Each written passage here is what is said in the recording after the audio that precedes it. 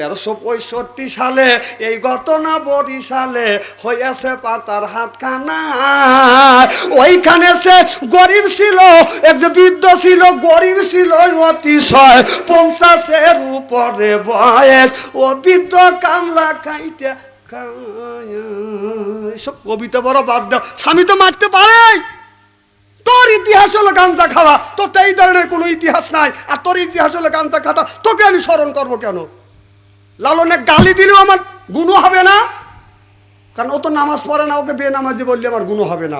ও রোজা রাখে নাই, ও বোজদার বললে আমার গুণ হবে না। ও গাঁজা খায়, ওকে গাঁজা খোর বললে আমার গুণ হবে না। যতক্ষণ ঠিক কিনা। আবার সাদা দুধই পরে থাক, মোষ আছে আছে। আমি গেছিলাম ল্যাংটা সুলেমানের মাজারে। ল্যাংটা সুলেমান চেনেন না? সারা বাংলাদেশের এমন কোনো জেলায় নাই যে জেলায় বাচ্চু আন্তরিক আল্লাহ নেয়নি। সব জেলায় গেছি, একবারে ভ্যালু মনে করেন না। না না, আমি গেলাম, যায়া দেখি যে ত্রিশূল কেটে কেটে বসে আছে। একজন সামনেই একজন বাইজে গেল, বড় বড় মোষ আর দাড়ি আর এইরকম চুল, ত্রিশূল কেটে চোখ বন্ধ করে বসে আছে। আমি বললাম, ভাই আপনার মুখ কোনে? ও আমার দিকে তাকা দেয় যে মাথায় টুপি, গায়ে জুব্বা, তখন রাগিয়ে যা বলতেছে, আমার মুখ কোনে তুই খুঁজে দেখ। আমি তো দুষ্ট ওর সাথে কম না। ওর চতুর্দিকে 3-4 রাউন্ড দিয়ে বললাম, বা যে এত খোঁজাখুঁজি করলাম আমি তোমার মুখ খুঁজে পাইলাম না, তবে আনুমানিক করছে এই জোর জাপটার মধ্যেই তোর মুখ আছে। তো আমি প্রশ্ন করলাম, ভাই আপনি পানি খান কোন দিয়ে? কি দিয়ে? কয় বদনার লাল ঢুকো দিয়ে, পাইপ ঢুকো দিকে। আবার কিছুদিন আগে যা দেখে যে আর একজন বলতেছে, 5-7 জন বসে আছে, মাঝখান থেকে একজন দাঁড়া গেছে। কয় মাছ ভান্ডারি বাবাই কয় বৈশা জিকির ভালো নয়, লম্ফ জম্প করিতে যে হয়। যেই কইছে লম্ফ জম্প করিতে যে হয়, সব দাঁড়ানোর কাম শেষ। তখন বলতে লাফালাফি করলে পারে আল্লাহ আছে বান্দার কাছে। তখন লাভ দিয়ে ওঠে ঘাড়ের উপর, বাবা ভান্ডারি তোর কথা কি ভুলিতে পারি, আমি তোর কথা কি ভুলিতে পারি, বাবা ভান্ডারি তোর কথা কি ভুলিতে পারি। নাউজুবিল্লাহ, একটু জোরে কর।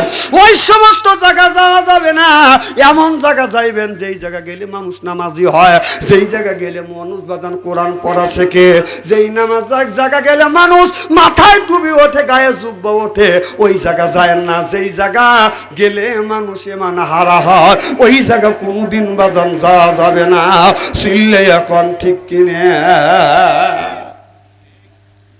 এক আল্লাহর ওলি বলে, বিবি রে আমি কিন্তু আল্লাহর ওলি হয়ে গেছি। কেমন অলি হয়েছ? বলে আমি এমন অলি হয়েছি, আমি এই নদীর উপর দিয়ে, পানির উপর দিয়ে আমি হাইটিয়া যাই, মসজিদের ওপার যায়, ওপার হলো মসজিদ, মসজিদে যাইয়া আমি তাহাজ্জুদ নামাজ পড়ি, পানির উপর দিয়ে হাইটিয়া যাই, আমি একটা আল্লাহর অলি হয়ে গেছি। বিবি বলল, স্বামী রে এটা হলো আমার বাম হাতের কামাই। সুবহানাল্লাহ, একটু জোরে কর।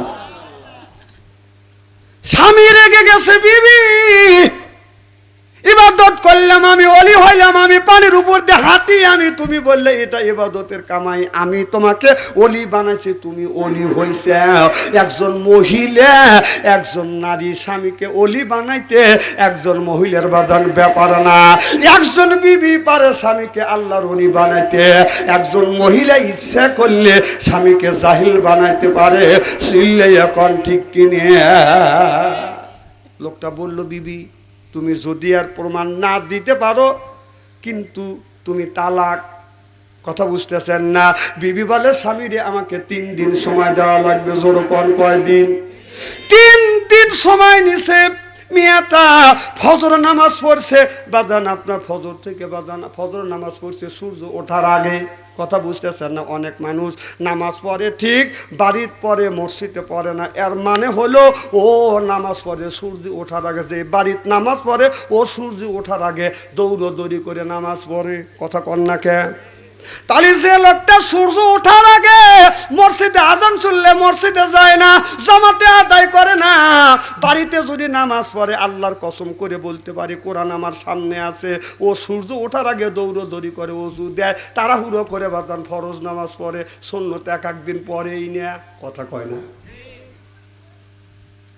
যে বাড়ির মসজিদে নামাজ পড়ে না, বাড়িতে পড়ে, ও ফুল নামাজি না। আপনারা কি করেন? আমার ভাইরা, বিবি বলল স্বামী আমাকে 3 দিন সময় দেওয়া লাগবে। এই 3 দিনের মধ্যে বিবি সূর্য ওঠার আগে বাদান সুন্নত বাদ রেখে বাদান আপনার নামাজ পড়ে, এরপরে জোহরের নামাজ পড়ে বাদান বেলা 3টে, আসরের নামাজ পড়ে মাগরিবের আগে, মাগরিবের নামাজ পড়ে এশার আগে। আমার ভাইরা আমার, এরপরে বাদান আপনার পায়খানা পেশাব করিয়ে ওযু দেয় না। পায়খানা পেশাব করিয়ে যেই মানুষটা বাদান ওযু দেয় না, ওই মানুষ কুকুর যেমন নাপাক থাকে, ওই মানুষটা ঠিক বাদান তেমন নাপাক থাকে। পায়খানা পেশাব করে, ওযু দেয় না, নাপাক অবস্থায় রান্না বাড়া করে বাদান স্বামীকে খাওয়াইছে। এইভাবে 3 দিন যখন হয়ে গেছে, 3 দিনের দিন খাবার খাইয়ে আপনার তাহাজ্জুদ নামাজ পড়বার আগে পরিবার যাবে বাদান নদীর কিনারে দাঁড়াইছে। প্রত্যেক দিন যেমন করে পানির উপর দিয়ে হাইটে যায়, ওই রকম করে পানির উপরে যখন পাও দিছে, অমনি দাবিয়ে গেছে। কথা বুঝতেছেন না? আমি একদিন অনেক অলি আল্লাহর ইতিহাস পড়ছি, দেখছি আল্লাহর অলিরে পানির উপর দিয়ে হাইটে গেছে, যায় নামাজ পড়ে নামাজ পড়ছি। কম এত অলিদের ইতিহাস পড়ছি, আমি টেস্ট করে দেখি যে এই আমল করছে। কিছু আমল করিয়ে চিন্তা করলাম, দেখি তো পানির উপর দিয়ে হাঁটতে পারি নাকি। রমজান মাস, বিবি উঠেই দুজন তাহাজ্জুদ নামাজ পড়ে বিবিক বললাম, তুমি সিহারি রান্না করো, আমি একটু নদীর কিনারে থেকে আইতে আসি। নদীর কিনারে যায়া বিসমিল্লাহ কয়া জীবনে যত দোয়া কালাম শিখছি সব দোয়া পড়ছি, যেখানে ফুল হওয়া দরকার সেই জায়গা ফুলছি। ফু নিয়ে ডাইন পায়জামা গোছায়া বিসমিল্লাহ কা পানির উপরে দিয়ে পাও দিছে, বরক করে দেবে গেছে।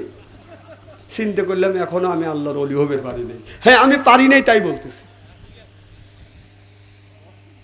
আমার ভাইরা আমার, ভালো করে লক্ষ্য করে শোনেন। এবার লোকটা যখন ডানবার পায়জামা তুলে পানির উপর পা দিছে, গোসল হয়ে গেছে, দৌড়া বাড়িতে এসে বলতেছে, বিবি রে, আমি প্রত্যেক দিন নদী পার হয়ে আমি ওপারে যাই, তাহাজ্জুদ নামাজ পড়ি, এরপরে ফজরের নামাজ জামাতে পড়িয়া এরপরে আমি বাড়িতে আসি। আজকে আমি পা রাখছি, আমার গোসল হয়ে গেছে, লুঙ্গি দাও। এবার বিবি মুস্কি মুস্কি হাসে আর বলে, স্বামী রে, আমি তো বলেছি আপনাকে অলি বানাইতে পিছনে আমি চোম দিয়েছি, এটা হলো আমার বাম হাতের কামাই। স্বামী বলল, বিবি রে, কেমন করে তুমি বললে বাম হাতের কামাই?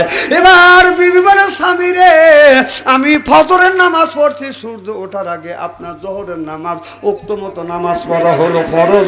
আমি জোহরের নামাজ পড়ছি বেলা 3টার সময়, আসরের নামাজ পড়ছি হলো মাগরিবের আগে। এরপরে পায়খানা পেশাব করছি, ওযু দেই নেই, নাপাক অবস্থায় থাকছি, নাপাক অবস্থায় রান্না বাড়া করে তোমাকে খাওয়াইছি। এ স্বামী, নাপাক অবস্থায় যখন রান্না বাড়া করে তোমাকে খাওয়াইছি, তোমার ভালো জিনিস যে বিদায় ভিতরে থেকে বিদায় হয়ে গেছে। এবার আল্লাহর ওলি বিবির হাত ধরে ডেকে ডেকে বলে, বিবি রে, আমি আল্লাহর ওলি হইতে তোমার পিছনে অনেক শ্রম আছে, সিল্লে এখন মারহাবা। একজন নারী পারে স্বামীকে মসজিদ মুখে বানাইতে, কারণ একজন স্বামী বাজান সাজাতুর বাজারে বাজান চাকরি করতেছে, কাজ করতে করতে অফিসের মধ্যে একটা কাজ ভুল হয়ে গেছে, সাহেব বাজান গালি দিছে, মনটা খারাপ হয়ে গেছে, মনে বড় ব্যথা নিয়ে আপনার স্বামী বাড়িতে আসলেন। আপনার স্বামী যখন বাড়িতে আসবে, ও মা, স্বামী যখন বাড়িতে আসবে, আপনার সমস্ত কাম আপনার জন্য হারাম হয়ে যাবে, বন্ধ হয়ে যাবে। আপনার স্বামী বাড়িতে আসছে, এইটাই হলো তোমার ইবাদত। সুবহানাল্লাহ বললেন না? স্বামী যখন বাড়িতে আসবে, এটা হলো আপনার ইবাদত। সব কাজ রাখবেন, রাখিয়া স্বামীর পাশে আসবেন। আসিয়া স্বামীকে সালাম দিবেন, স্বামীকে সালাম দিবেন, হাত পারে ধরবেন, স্বামী আপনার মুখের দিকে তাকাইয়া হাসি আপনি যখন দিবেন, সাহেব গালি দিছে সব দুঃখ অন্তর থেকে মুছে যাবে। স্বামী যখন আসবে মা সাজাদপুর শহর থেকে অফিস থেকে যখন আসবে, আপনি স্বামীর পাশে দাঁড়াইয়া সালাম দিবেন, আসসালামু আলাইকুম। ও আমার স্বামী আমার সালাম নেন। আপনারা বলুন আমাদের বিবিকে আমাদের সালাম দেয়? জোরে কন, জোরে বলুন। जैसे के तैसे मेले राज के मेले रानी बुध के बुहिते नहीं मेले खापसाते खापसानी रे खापसाते खापसानी जोरो कौन ठीक किने बोझा गेल আমরাও যেমন বিবিও আজকে আখিরি মোনাজাত করিয়া বাড়িতে যা বিবিকে সালাম দেবো বলেন ইনশা ইনশা আখিরি মোনাজাত করে বাড়িতে যা বিবিকে সালাম দিবেন আর বলবেন আসসালামু আলাইকুম। ও আমার বিবি আমার সালাম দাও। বিবি লাখে কাপড়লে হাসবে আর বলবে ডং করা জায়গা পাচ্ছি না না অসগুবি সালাম দিলে হাসবে না। না না আমাদের এইগুলি শিক্ষা নাই। আমরা বিবিকে সালাম দিই না, বিবু আমাদের সালাম দেয় না, কিন্তু বিয়েই আসলে ঠিক মতো দেয় আসসালামু আলাইকুম বিয়েন সাহেব। না আমি ওই কথা কইছি নাকি? বুড়ো মানুষের বুকে বেড়ে সালাম আছে কয়। না না আমি বুঝতে চাচ্ছি, আমি বলতেছি যে স্বামীকে যেখানে সালাম দিলে সওয়াব বেশি নেকি বেশি সেই জায়গায় সালাম দেন। আর বিয়ের কাছে বিয়েন যা সালাম দেয় ওই জায়গায় নেকি কোথায় পাবে? আর ওখানে আগুন ধরে যায়। আমার ভাইরা আমার ভালো করে লক্ষ্য করে শুনুন, বলে নেই এতে বাদান শুনতে হবে। এ মুসলমান ভাইরা আল্লাহর হাবিবের প্রিয় উম্মতেরা ভালো করে লক্ষ্য করে শুনুন। আল্লাহর নবীর সাহাবী হযরত হুযায়ফা রাদিয়াল্লাহু তাআলা আনহু যখন বাদান কলমার দাওয়াত দেওয়ার জন্য আসলেন, রুমের মধ্যে যখন আসলেন, রুমের বাদশারা বাদান 50 জন মানুষকে বাদান বন্দী করলেন।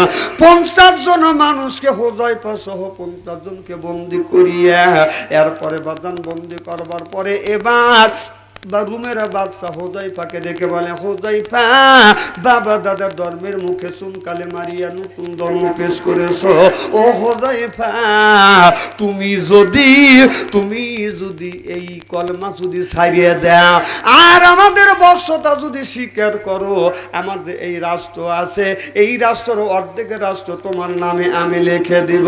হযরত হুযায়ফা ডেকে বলে, ও রুমের বাদশা রুমের কুত্তা, আমি কলমা কোনদিন ছাড়বো না, আর তোমার অর্ধেক রাজদুষ্টির আমার দরকার নাই। আল্লাহ বলেছে কোন ব্যক্তি যদি আল্লাহর ইবাদত করে বন্দেগী করে, আল্লাহ যদি খুশি হয় আল্লাহ এই পৃথিবীর 10 পৃথিবী দান করবে।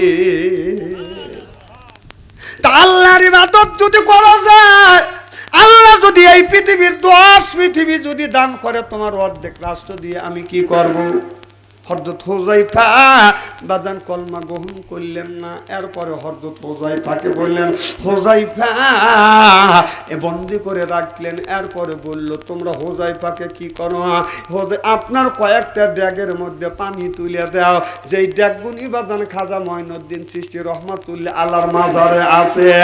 এত বড় বড় একটা ড্যাগ আনিয়ে চৌকোর উপরে বাদান তুলে দিয়ে বাদান আপনার পানি দিলেন। এই পানিটা টকবক টকবক করতেছে। কয় হুযায়ফা সহ তার সব মানুষকে সাথীদেরকে ধরে নিয়ে আসো।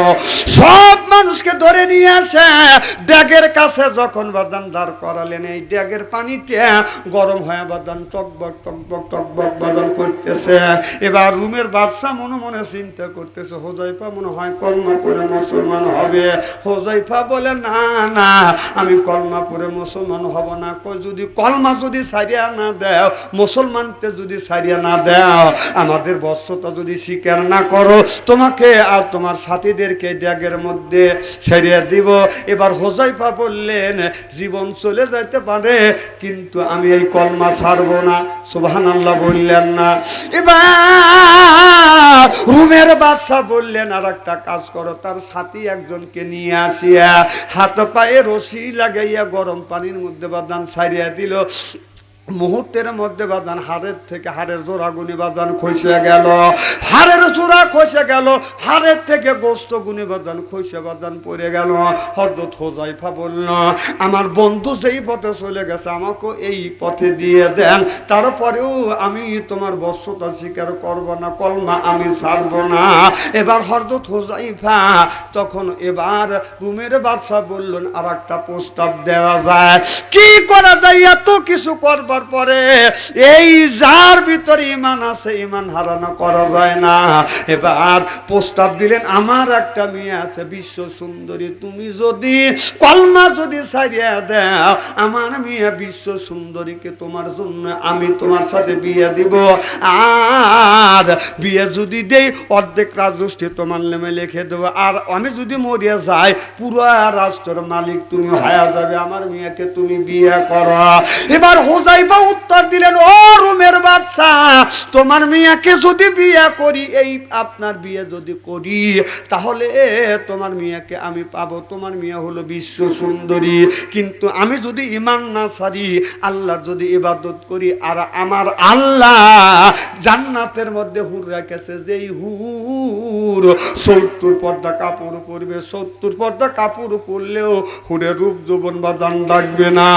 এই হুর যদি কোনোদিন ভুল করিয়া পানিতে যদি থুতু ফেলে, তামাম পৃথিবীর পানিটা দুধের মতো সাদা হয়ে যাবে। সুবহানাল্লাহ বললেন না?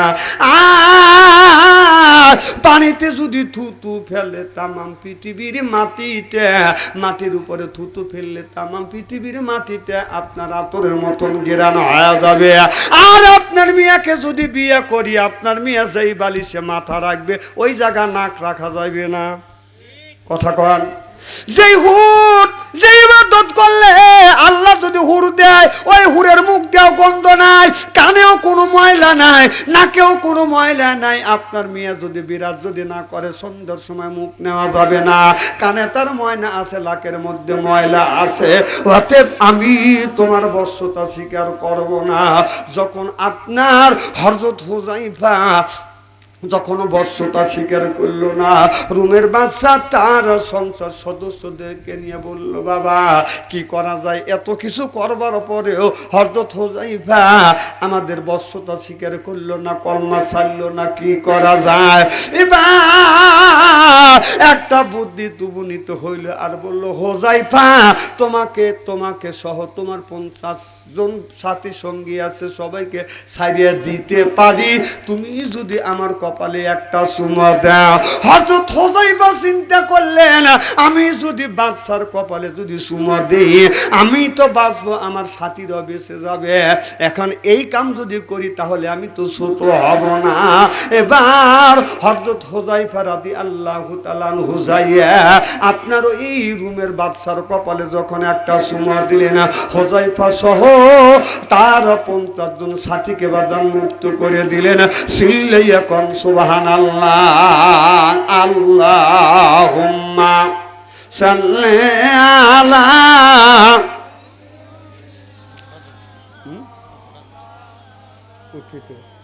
ওয়া আলা আলি সাইয়্যিদিনা।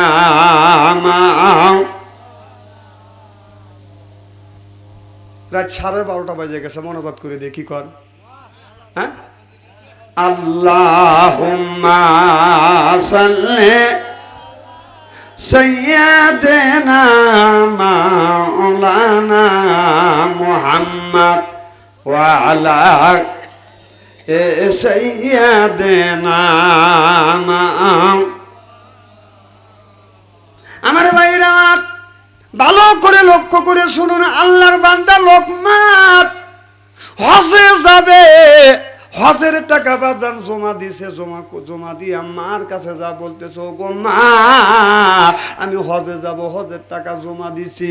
মা ডেকে ডেকে বলে, বাবা লোকমান তুমি হজে যাবে, আমি মা আমাকে একটা বার তুমি জিজ্ঞাসা করলে না? বলে, মারে জিজ্ঞাসা করিনি, আমার ভুল হয়ে গেছে, হজের টাকা জমা হয়ে গেছে, তুমি অনুমতি দাও আমি হজে যাব। মা চোখের পানি ফেলে দিয়ে দিয়ে কান্দে। লোকমান বলে, ও গো মা, আমি হজে যাব, তুমি কি খুশি হও না? মা বলে, বেটারে তুমি হজে যাবে, আমি খুশি হই নেই। কথা বুঝতেছেন না? ছেলে হজে যাবে, মার খুশি হওয়া তো উচিত, কিন্তু মা খুশি হয় নাই। মা বলে, আমি খুশি হই নাই। কে মা, তুমি খুশি হও নাই? বলে, বাবা লোকমান, আমি মা বিছানা পরে পায়খানা করি, তুমি পরিষ্কার করো, বিছানা পরে প্রসাব করি, তুমি পরিষ্কার করো। মা বলে, বেটা রে, আমাকে গোসল দেওয়ানোর পরে তুমি গোসল দেওয়া, আমি হাত দিয়ে খাবার খাইতে পারি না। বেটা, তুমি আমাকে লোকমা বানাই এক মুখে খাবার তুলে দাও। ও বেটা লোকমান, তুমি যদি হজে যাও বেটা, আমি তোমার মাকে আমার খিদমত করিবে। এবার মা লোকমান বলে, মা আমি একটা কাজের লোক রাখে দিয়ে যাব। লোকমান মা বলে, বেটা লোকমান, কাজের লোক তুমি রাখে দিয়ে যাবে, বেটা তোমার যত মায়া লাগবে ও বাজান, কাজের মানুষের অত মায়া লাগবে না। আল্লাহ বলে, ও কদা রব্বুকা, হ্যাঁ বান্দা আমার দাসত্ব করো, আল্লাহ তাবুদু আমার গোলামি করো, ইল্লা ইয়াহু আমার বন্দেগী করো, ওয়াবিল ওয়ালিদাইনি ইহসানা। আল্লাহ বলে, বান্দা আমার দাসত্ব আমার গোলামি করবার পরে তোমরা নিজ নিজ পিতা মাতার খেদমত করো। সুবহানাল্লাহ বললেন না? আল্লাহর নবীর এক সাহাবী বলে, ইয়া রাসূলুল্লাহ, ইয়া হাবিবাল্লাহ, ও নবীজি, আমি আমার মায়ের হক আমি আদায় করতে পেরেছি। সাহাবী বললেন, নবী বললেন, কেমন করে হক আদায় করছো? বলে, রাসূল গো, আমার মা ছোট্টবেলা আমাকে কোলে করে রাখছে, এখন আমার মা বুড়ো হয়ে গেছে, নড়াচড়া করতে পারে না, আমি আমার মাকে কোলে করে এখন রাখি, আমি হক আদায় করছি। আমার মা ছোট্টবেলা আমার মুখে খাবার তুলে দিছে। ইয়া রাসূলুল্লাহ, ইয়া হাবিবাল্লাহ, এখন আমার মা বুড়ো হয়ে গেছে, হাত দিয়ে খাবার খাইতে পারে না, আমি আমার মায়ের মুখে খাবার তুলে দিয়েছি, আমার মায়ের হক আদায় করতে পেরেছি। আল্লাহ নবী বললেন, তাও তুমি পারো না। সাহাবী বলে, ইয়া রাসূলুল্লাহ, ইয়া হাবিবাল্লাহ, আমার মা ছোট্টবেলা আমি পায়খানা করছি, পেশাব করছি, আমার মা আমি যখন পেশাব করছি, মা আমার পায়খানা পেশাব পরিষ্কার করছে, এখন আমার মা বুড়ো হয়ে গেছে, বিছানা ভরে পায়খানা করে প্রসাব করে, আমি হাত দিয়ে পরিষ্কার করি। ও নবীজি, এই দিক থেকে আমি হক আদায় করতে পেরেছি। নবী বললেন, না না, তুমি তোমার মায়ের হক আদায় করতে পারো না। আমার নবী বললেন, সাহাবী রে, এমন কি তোমার বুকের চামড়া কাইটে তোমার মায়ের পায়ে যদি স্যান্ডেল তৈরি করে দাও গো বাবা, স্যান্ডেল যদি ক্ষয় হয়ে যায়, আবার চামড়া কাটলে মায়ের পায়ে স্যান্ডেল বানা দিলে, সে স্যান্ডেলটাও ক্ষয় হয়ে গেল। আবার তুমি স্যান্ডেল কাটলে, এরপরে মায়ের পায়ে আপনার চামড়া কাটলে, মায়ের পায়ে স্যান্ডেল বানা দিলে, সেটাও ক্ষয় হয়ে গেল। অর্থাৎ তোমার মায়ের তোমার বুকের চামড়া কেটে মার যদি পায়ের স্যান্ডেল তৈরি করা যায়, একটা দূরের হক তুমি আদায় করতে পারো নাই। শুনলে এখন সুবহানাল্লাহ। ঘরে থাকে যদি বাবা, করো বাবার সেবা, অমূল্যধন পরশ মনে হারালে না পাবি, বাবা জান্নাতেরও চাবি, কথা বলছে দয়াল নবী। সুবহানাল্লাহ বললেন না? এবার লোকমান সব টাকা কোনো উর্দু করে আনলেন, 6 বন্ধুকে বললেন, বন্ধুরে হজে যাব, কিন্তু আমার মা অসুস্থতার কারণে আমার হজে যাওয়া হইল না, তোমরা 6 জন হজে যাও। 6 বন্ধু বাদান হজে গেলেন। 6 বন্ধু যাইয়া খানায় কাবা বাদান তপ করতেছে, খানায় কাবা তপ করতে করতে লক্ষ্য করে, এক বন্ধু লক্ষ্য করে দেখে তাদের আগে আগে আল্লাহর বান্দা লোকমান খানায় কাবা তপ করতেছে। এক বন্ধু যা বলে, বন্ধু ওকে কয় লোকমান কিনা? বলে, হ্যাঁ লোকমান। লোকমান হজে আসবে, আমাদের সাথে আসলো না। সব টাকা উর্দু করে নিয়ে গেলেন। একা একা কেন হজে আসলেন, আমাদের সাথে কেন আসলো না? আমরা কি অন্যায় করলাম, কি দোষ করলাম? আর বন্ধু আমাদের সাথে কেন আইলো না? ছয় বন্ধু বলে চলো যাই, একসাথে যাব। তো অবস্থায় লোকমানকে ধরবো, 6 জন মিলিয়ে লোকমানকে অপদস্থ করব। 6 বন্ধু এই নিয়ত করিয়ে লোকমানকে ধরতে চায়, লোকমানকে ধরতে পারে না। কাছে যায়, লোকমান হাওয়া হয়ে যায়, গায়েব হয়ে যায়। চিল্লে এখন সুবহানাল্লাহ। এবার 6 বন্ধু মদিনায় গেলেন। নবীর রওজা জিয়ারত করতে গিয়ে লক্ষ্য করে দেখে লোকমান রাসূলের রওজা জিয়ারত করিয়ে অন্য রাস্তা দিয়ে বাদান চলে যাচ্ছে। 6 বন্ধু 12টা বাদান চোখ দিয়ে দেখছে, লোকমানকে দেখছে, কিন্তু কাছে যায় বাদান পায় না। আল্লাহর পরে নবী আমার, নবীর পরে বাবা, আল্লাহর পরে নবী আমার, নবীর পরে বাবা। মায়ের উপর ফরজ হলো করতে বাবার সেবা রে ভাই, করতে বাবার সেবা। মা বাবার সেবা করো সন্তানের ওই পথ। দুঃখ দিয়া মক্কায় গেলে হবে না তোর হজ রে ভাই, হবে না তোর হজ। তুই যাবি যদি হজে, খুশি রাখো কাজে। তুমি যাবি যদি হজে, খুশি রাখো কাজে। হজ হবে তোর খুব সহজে, করলে তার পাই রুবি। বাবা জান্নাতেরও চাবি, কথা বলছে দয়াল নবী। সুবহানাল্লাহ বললেন না? এবার 6 বন্ধু হজ করিয়ে একসাথে বাড়িতে আসছে। লোকমানের সাথে দেখা করবার জন্য গেছে। যায় দেখে লোকমান মার পাশে বসে আছে, মা ঘুমাচ্ছে, আর লোকমান মার মাথার উপরে এরকম করে হাত বুলো দিচ্ছে। 6 বন্ধু যা বলে, লোকমান 6 বন্ধু একসাথে হজে যাব, তুমি হজে গেলা না, সব টাকা গুলো উর্দু করে আনলে, আবার কেন তুমি একা একা হজ করতে আসলে, আমাদের সাথে কেন গেলা না? হজ করিয়া হজ করতে গেছো, আমাদের সাথে দেখা করো নাই, তুমি দেখা করো নাই, আমরা দেখছি, একা একা কেন তুমি হজে গেলা? লোকমান চোখের পানি ফেলে দিয়ে কান্দে। বন্ধুরে আল্লাহর কসম করে বলতেছি, আমি লোকমান হজে যাই নাই, আমি হজে যাই নাই। 6 বন্ধু বলে, লোকমান আমরা 6 বন্ধু 12টা চোখ দিয়ে দেখছি, মিথ্যে কথা বইলো না, তুমি আমাদের আগে তুমি হজ করতে গিয়েছো। লোকমান চোখের পানি ফেলে দিয়ে কান্দে বলে, বন্ধুরে আল্লাহর কসম করে বলতেছি, আমি হজে যাই নাই, আমার মা অসুস্থতার কারণে। চিল্লে এখন মারহাবা। মা অসুস্থর কারণে আমি হজে যাইনি। আমার মা বিছানা ভরে পেশাব করে, আমি পরিষ্কার করি। বিছানা ভরে পায়খানা করে, আমি পরিষ্কার করি। আমি যদি পরিষ্কার না করি, আমার মা পায়খানা পেশাবের মধ্যে থাকে, এই জন্য আমি হজে যাই নাই। 6 বন্ধু বলে, আমি বিশ্বাস করি না। এবার লোকমান বলে, বিশ্বাস যদি না হয় আমার মাকে একটিবার জিজ্ঞাসা করো। এক বন্ধু যাই মার কানের সাথে মুখ লাগাইয়া বলতেছো, গো মা আপনার বেটা লোকমান কি হজে গেছে?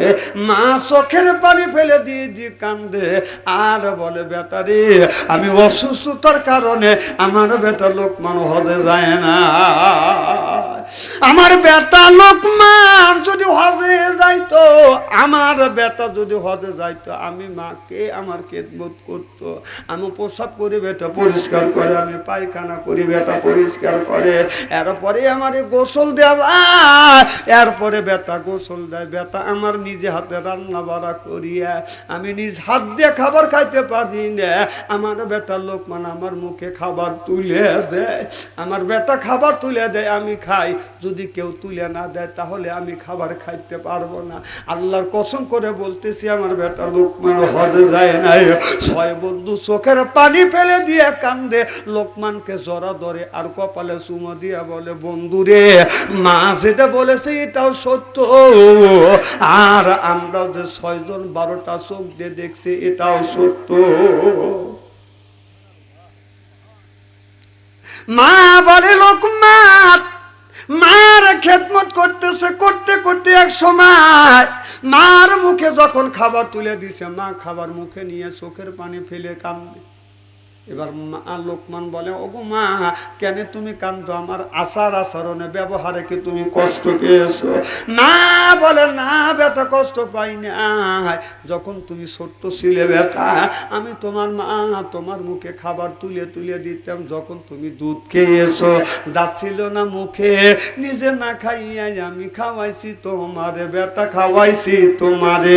উষ্টে পিষ্টে মা এ তোমায় করলো, তোমায় বড় বড় হয় তুমি যদি ওই মায়ের সারো রে ভাই, ওই বাবারে সারো, আল্লাহতে সারিবেন না তোমায় রোজ হাসরের দিন।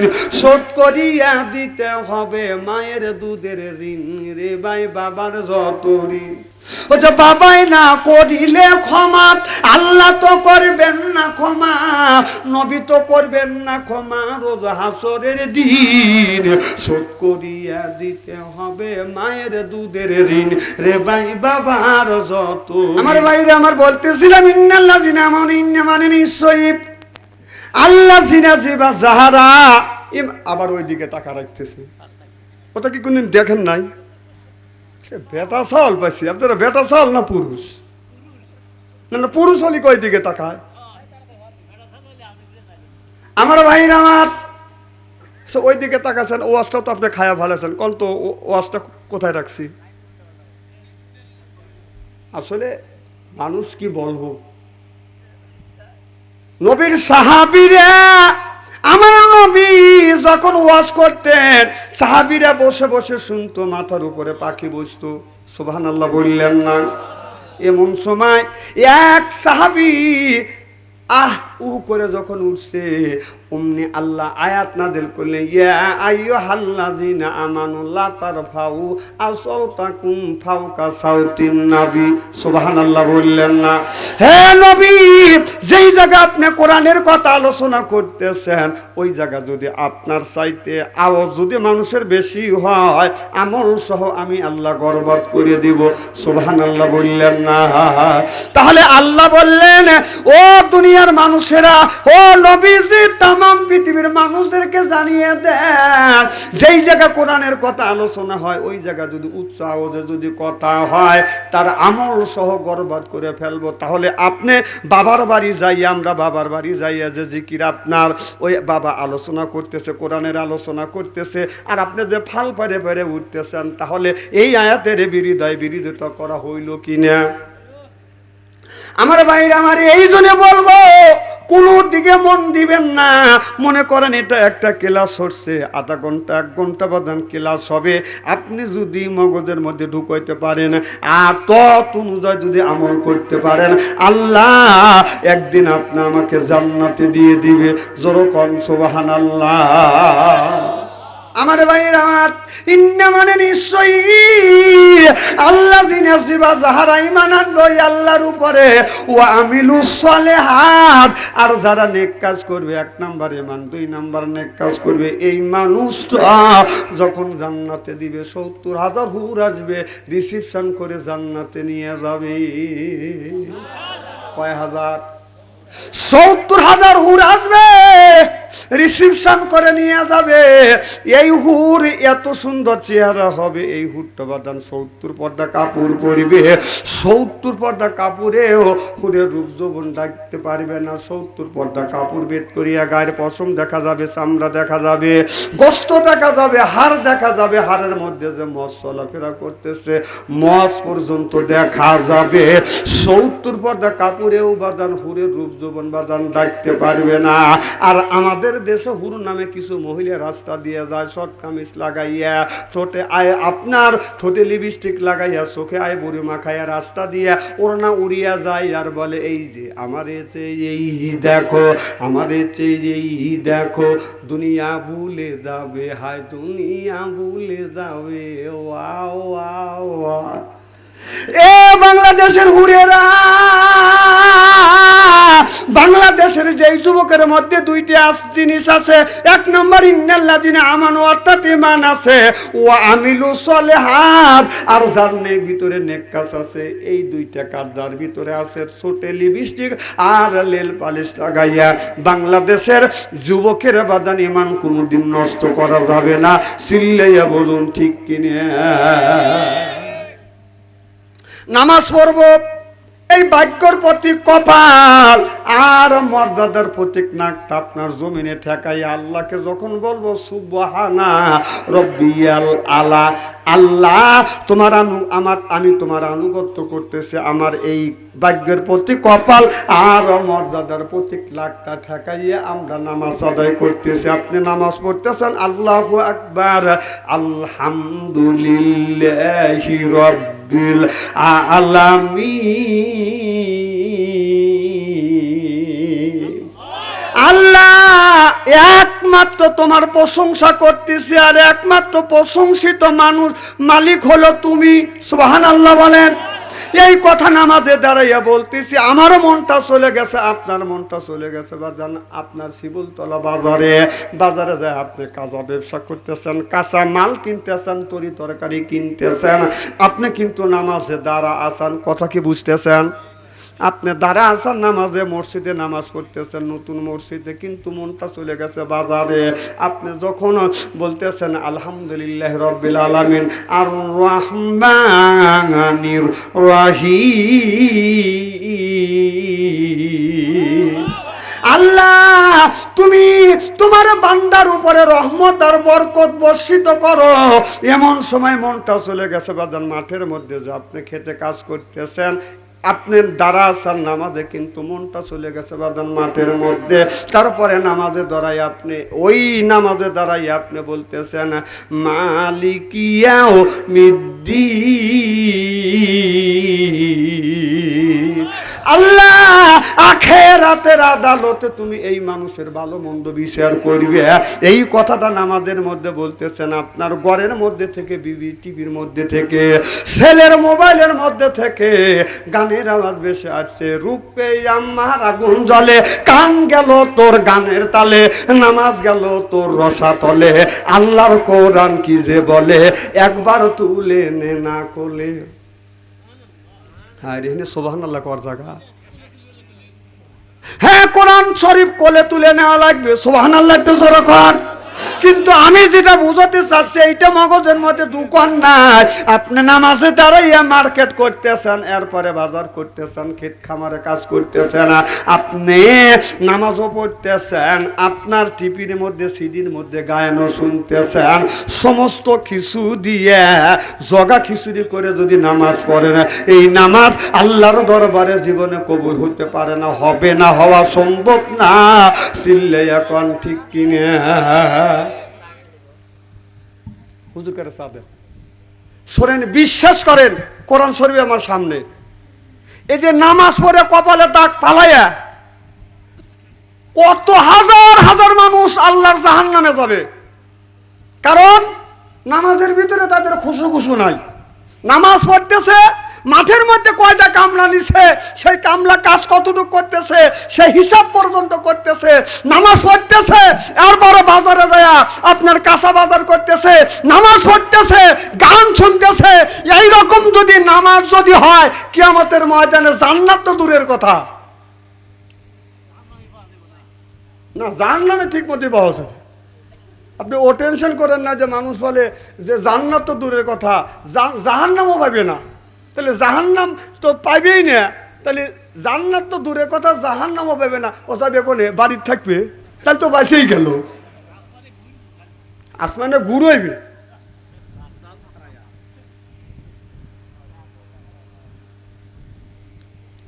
আমার ভাইয়ের আমার ভালো করে লক্ষ্য করে শুনুন, আমরা নামাজের মধ্যে আল্লাহর কাছে দোয়া করি, আল্লাহুম্মা আতিনা ফিদ দুনিয়া হাসানাতাও ওয়া ফিল আখিরাতি হাসানাতাও।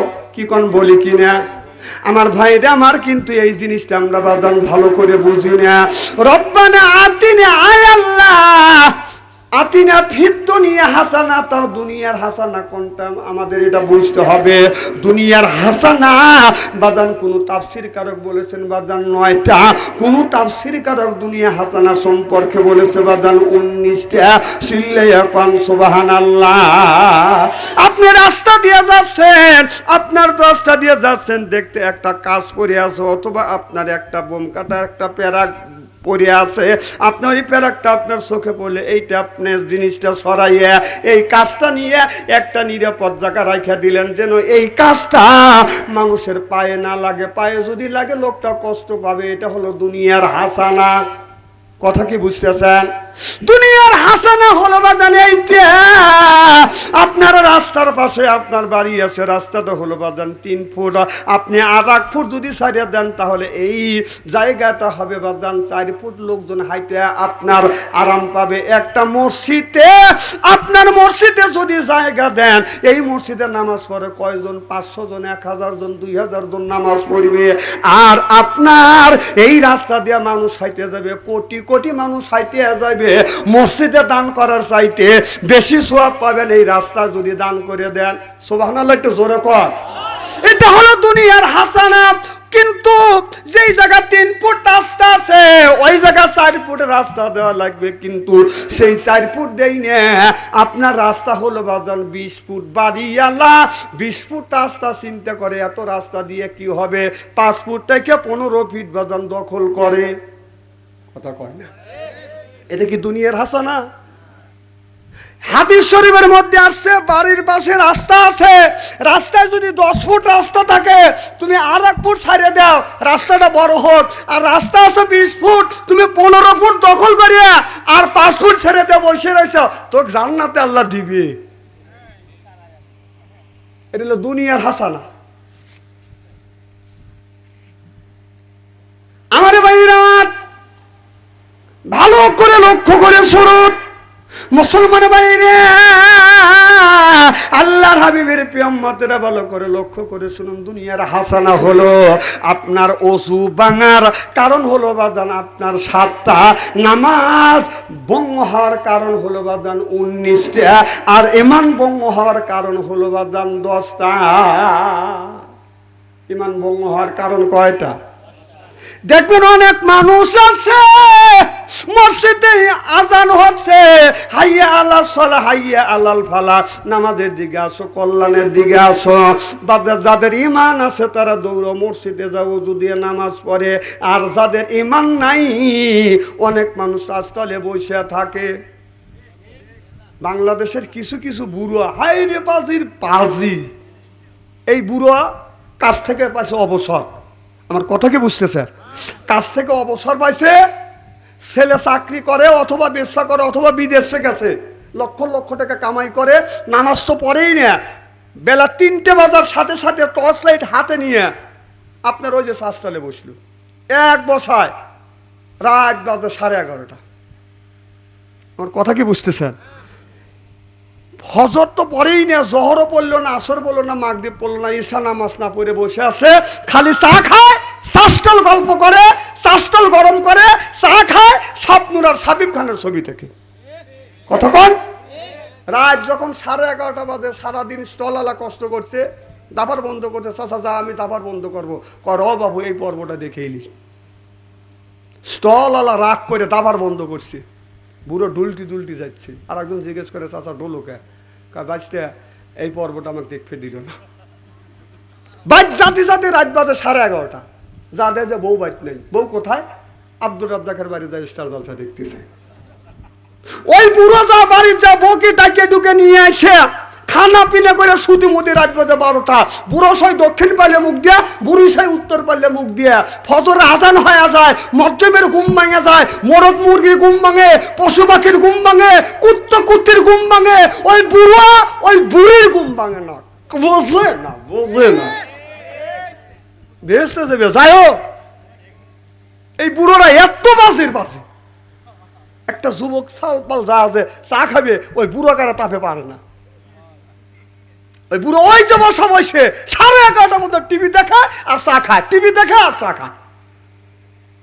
বুড়োরা বড় বড় চোখ করে থাকা আছে যে আব্দুল রাজ্জাকের কাম নাই। সেই 15-16 বছর, 16-17 বছর আগে বাচ্চারা আনসারে আনছিলি মানছি, ও তো একটুকু পরিবর্তন নেই, ও তো আরো বাসি হয়েছে।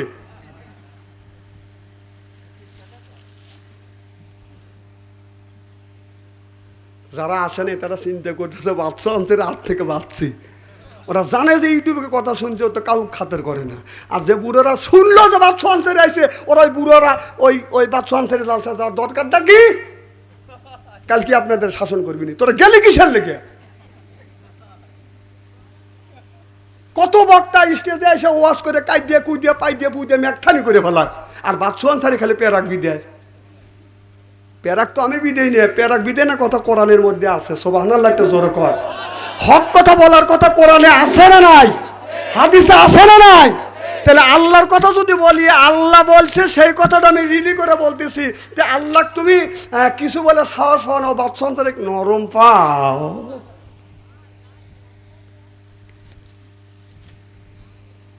আমার ভাইয়ের, আমার মুসলমান ভাইরা, আল্লাহর হাবিবের উম্মতেরা ভালো করে লক্ষ্য করে শুনুন, আমরা নিয়তে বদন শুনতে হবে। একজন মানুষ যখন আপনার মুয়াজ্জিন যখন আজান দেয়, তখন আজানের ধ্বনি বেদন আপনার কানে আসবে, আপনি আজানের ধ্বনি শুনবেন, মনে মনে আপনি উত্তর দিবেন সুবহানাল্লাহ বললেন না? ওযু দিয়ে মসজিদের দিকে আসবেন। দেখেন আল্লাহ বললেন, আল্লাহ বলতেছে ইজা নুদিয়াতিস সালাহ, আজান শুনলে মসজিদে যাও। তাহলে মসজিদে যাওয়ার কথা আজানের আগে না আজানের পরে? কথা কয় না। এখানে বলতেছে ইজা নুদিয়াতিস সালাহ, ও মানুষেরা, ও আল্লাহর বান্দারা, আজান শুনলে মসজিদের দিকে অ্যাডভান্স হয়। আজান হবে একটায়, জামাত হবে বাদান 1:30টায়। আপনি 12:30টার সময় মসজিদে যাইয়া ফ্যান লাগবে একটা, দিলে হলো 2টা। ফ্যানের বিল কি তোর বাপ দিবে? কথা কন। আল্লাহ বলে নুদিয়াতিস সালাহ, আজান শুনলে মসজিদের দিকে অ্যাডভান্স হয়। জামাত হবে 1:30টায়, আজান হয় 1টায়, জামাত হবে 1:30টায়। তুমি 12:30টার সময় মসজিদের মধ্যে ঢুকে ফ্যান লাগবে একটা, ফ্যান যে 2টে দিলে তোর বাপ কি বিল দিবে? না, আল্লাহর কথা আমি যদি বলি, আল্লাহর উপরে গরম দেখাতে পারে না, কিন্তু বাচ্চাদের উপরে গরম দেখাতে, বাচ্চাদের এগুলো গরম পাও না। হে কথা বলছে, তার উপরে গরম দেখাও। বড় বড় চোখ করে টাকা রয়েছে। আচ্ছা, কথা কি আমি অবাস্তব বলতেছি নাকি? কোরআন হাদিসের সাথে মিল আছে না নাই? আছে। আমার ভাইয়ের, আমার অনেক মানুষ আছে আজান শুনলে মসজিদে বাদান যায় না, বাড়িতে নামাজ পড়ে। এরকম লোক আছে না নাই? এমনও লোক আছে যৌবন বয়সে বাদান নামাজ পড়ে না। যখন আপনার গায়ে রক্ত ছিল বাদান, আপনার রক্ত ছিল গরম, এরপরে মাথার চুল পাকে নাই, দাঁত পরে নাই, দাড়ি পাকে নাই, তখন মসজিদে যায় নাই, এরপরে মাথার চুল পাকে গেছে, গায়ের চামড়া হয়েছে ঢিল, বুড়ো বয়সে যায় 80 বছর যায়, 80 বছর বয়সে মসজিদে যায়, আল্লাহর সাথে দেয় মিল। কথা কন না কে? যৌবন বয়সে নামাজ পড়ে না, এমন সময় নামাজ পড়ে যেই সময় চেয়ারে না পড়লে, চেয়ারে না বসলে নামাজ হয় না, ওই সময় মসজিদে যায়। এই রকম লোক আছে না? না, এমনও লোক আমাদের দেশে আছে, যৌবন বয়সে নামাজ পড়ে না, যখন দেখে যে এত ঠিক পেরি পারি না, এখন আল্লাহর কাছে যাওয়াই লাগে, তখন মসজিদে যায়, ওর তো নামাজ নষ্ট হবে, আর একজনের নামাজ নষ্ট করার জন্য চেয়ার পাইয়ে দেয়, চেয়ারটা ভাঙে নিয়ে লাথি তো নিচে নামাবে। তাহলে ডাক দিবেন আমার দিয়ে কত ফতুয়া দেয় মুফতিরা। আজ পর্যন্ত বাংলাদেশের একটা আলেম ওলামাও বলে নাই যে মসজিদে আপনার এখানে নামাজ পড়া, এখনো তারা সম্মত দেয় নাই। নামাজ 3 হালাতে পড়া জায়েজ আছে। দাঁড়াইয়া পারলে নামাজ পড়বে, অক্ষম হলে বসে নামাজ পড়বে, তা না পারলে তুমি শুয়ে থেকে নামাজ পড়বে, না পারলে ইশারা নামাজ পড়বে। সিয়ারের কথা পড়ে ও জীবন বড় নামাজ পড়েনি, আর বুড়ো সময় যখন চেয়ারে বসতে গেলে ইশিস করে ওঠো, এরপরে আল্লাহ করতে পাইয়ে ভালাও, তখন যা চেয়ার যায় আইগিয়ে দিয়ে বাবাকে নামাজ নষ্ট করবার জন্য নামাজ পড়ো, তোকে এই ফতুয়া দিছে কেডা? ওই দেখেন বড় বড় চোখ করে টাকা রয়েছে।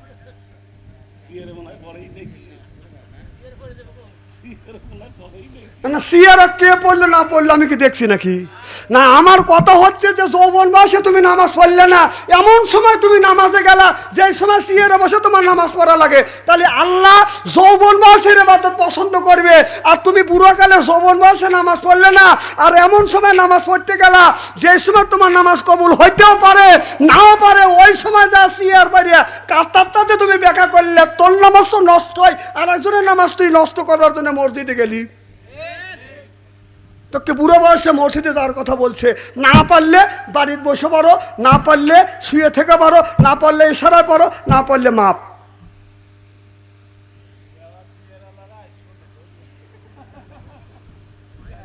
ওই আপনার কাছে আসবে, বাদশু আনসারের কাছে আসে একটা কথা বলতে পারবে না, একটা কথা বলতে পারবে না। আমি ইমামতি করি না, যে আমার ইমামতি করবো আর মুসলির মন জগাবো, ওই ইমামতি আমি করি না।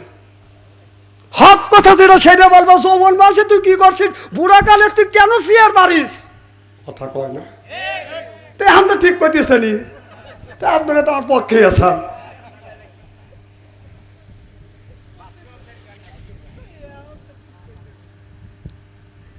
আমার খুব খারাপ লাগতেছে নাকি? ভালো করে লক্ষ্য করে শুনুন, আমলের নিয়াতে শুনতে হবে বাদান। আল্লাহর নবী আখিরি জামানার পয়গম্বর মুহাম্মদুর রাসূলুল্লাহ সাল্লাল্লাহু আলাইহি ওয়াসাল্লাম বলেছে, ও দুনিয়ার মানুষেরা, এমন সময় নামাজ পড়ো, আপনার এমন সময় নামাজ পড়ো যেই নামাজ আল্লাহর দরবারে কবুল হবে। আমার আল্লাহ যৌবন বয়সের বন্দেগী কবুল করবে, বুড়ো বয়সের ইবাদত বন্দেগী আল্লাহ কবুল করতেও পারে, নাও পারে, এটা হলো আল্লাহর ব্যাপার। চিল্লে এখন ঠিক কিনে। আজকে নামাজ নাই, রোজা নাই, বাবার দরবারে যা পাগল হয়ে যায়, আছে না নাই? অনেক মানুষ আছে লালনের বাদান ভক্ত হয়ে গেছে। এই লালন কত বড় কথা বলছে। লালন বলছে, সে কি সামান্য সোরা, সে কি সামান্য সোরা, দরবি মসজিদ গড়েতে দরসোরা খাওয়ার ঘরে ফান পেতে। এই লালন আল্লাহকে চোর বলছে আর মসজিদটাকে কোনা কাঞ্চি বলে ঘোষণা করছে। সেই লালন আল্লাহকে চোর বললো আর মসজিদটাকে কোনা কাঞ্চি বলে ঘোষণা করলো। ওই লালনের সাথে আমাদের কোনো সম্পর্ক নাই, ইমানদারের কোনোদিন সম্পর্ক থাকতে পারে না। চিল্লে এখন ঠিক কিনে। আল্লাহ কোনোদিন চোর হইতে পারে? আর সেই লালন আল্লাহকে চোর বলে সম্মিত করছে। তোর যদি বলতে হয় তুই এইভাবে বল, সে কি সামান্য স্রষ্টা, আল্লাহ সে কি সামান্য স্রষ্টা, শুধু দরবে মসজিদ গড়েতে ধরো আল্লাহ ইবাদতের ফান পেতে। কত সুন্দর কথা। আল্লাহকে যদি পেতে চাও, ধরতে যদি চাও, পেতে যদি চাও, তাহলে ফাদু খুলি পি ইবাদি ওদু খুলি জান্নাতি।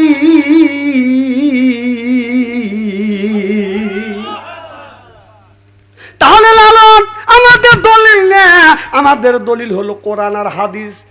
সুবহানাল্লাহ, এটা জোরে কর। তাহলে লালন এত বড় কথা বললো, সেই লালনের কেন আমরা লালনের কাছে পক্ষে যাব? সেই লালন কত বড় কথা বলছে, তোর কি মা বোন নাই? কারণ এই লালনের জন্মের ঠিক নাই, এই জন্য লালন এই ধরনের কথা বলছে। সেই লালন বলছে, ওদের সন্ন্যাত দিলে হয় মুসলমান। বলবো কি একটু?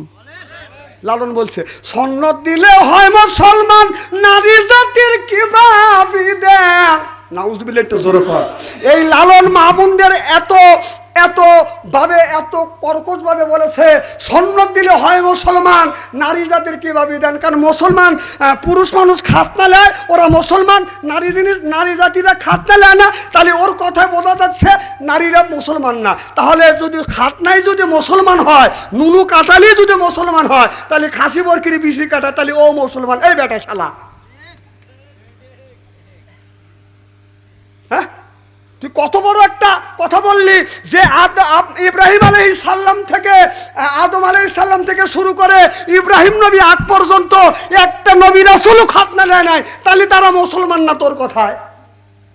লালন তো একটা জারক, ও তো ওলিও না, ও নবীও না, ও জীবনে নামাজও পড়ে নাই, রোজাও রাখে নাই। বাংলাদেশে কত বড় বড় ওলি আল্লাহর আছে, তাকে আমরা স্মরণ করব, তাকে আমরা মানব।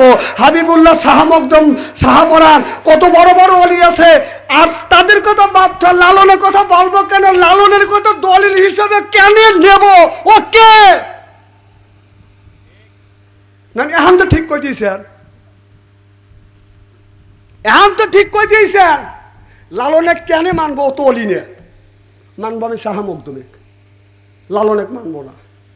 মানবো আমি শাহজালালেক, কারণ ও ইসলামের জন্য রক্ত দিছে, জীবন দিছে। মানবো আমি শাহজালালেক, এই ইসলামের জন্য তারা জীবন দিছে, রক্ত দিছে। লালন কি করছে? ওর আড্ডা যাবেন, একটা নামাজি ব্যক্তি নাই, খালি গাঁজা খাওয়া। দয়াল লক্ষ্য রাইস আমি হন অজ্ঞান হব।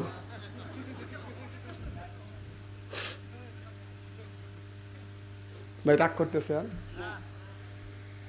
নামাজ নাই, রোজা নাই, গাঁজা খায় আর কয় দয়াল লক্ষ্য রাইস আমি অজ্ঞান হব। তাহলে চিন্তা করেন, যেই জায়গা গেলে একটা মানুষ আল্লাহ হয় না, লালনের দরবারে গেলে একটা মানুষ নামাজি হয় না, আল্লাহ হয় না, বরং আল্লাহ মানুষ গেলে গাঁজা খায় আর ইমান নষ্ট করে। তাহলে সেই লালনে কেন মানবো? আর সেই লালনের কথা বলে বলে আমাদের দেশ থেকে টাকা নিয়ে যায়। এত পাগল বাংলাদেশের মানুষ হয়েছে। কতক্ষণ আগে শুনছি যে পাবনা জেলা পাগল ছিল, আমাদের সিরাজগঞ্জ জেলার লোক চিন্তা করে দেখলো পাগল ছাগল হলো পাবনা, আর আমাদের সহ ওরা পাগল বলে। এই জন্য কাইটিয়া জ্ঞানীগুণী শিক্ষিত লোক কাইটিয়া পাবনার থেকে কাইটিয়া সিরাজগঞ্জ হচ্ছে। এখন নতুন পাগলের আমদানি হয়েছে বাংলা এই সিরাজগঞ্জ জেলায়। যেই সালে লালন গীতি গান গায় তাক নিয়ে এসে 10,000, 20,000, 30,000 টাকা দেয়। লালনের মধ্যে কি আছে? আমার কথা হলো যে বলবি টাকা দেব, টাকা দেওয়ার জন্য তোকে আনছি। কোরআন হাদিসে যা আছে, নবীর যা বলছে, সাহাবীরা যা বলছে, আল্লাহর ওলিরা যা বলছে সেই কথা বল, টাকা দেবো, ওয়াজ কর। লালনের কথা শোনার জন্য তোকে টাকা দিয়ে নিয়ে আসি। কথা কর না কে? তেইশ মারা তোমরা দিবে, আমার কি? না না আমার কি? তোমাদের এতটুকু কমন সেন্স নাই যে লালন কোন ওলি নিয়ে তার কথা কেন শুনবো? বড় বড় চোখ করে টাকা রয়েছে। ভাই কি রাগ করতেছে? ভাই খুশি আছে।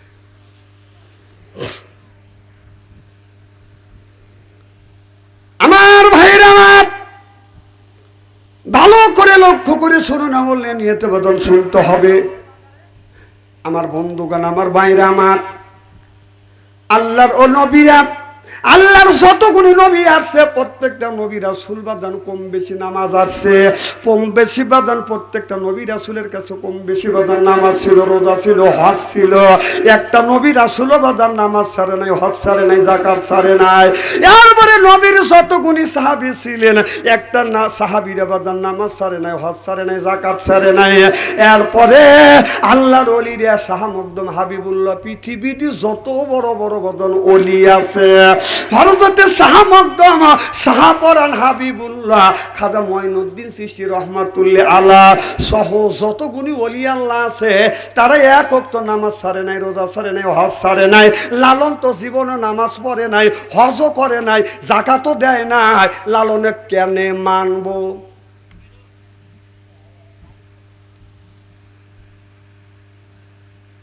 রাগ করতেছেন মনে হয়, তাই না?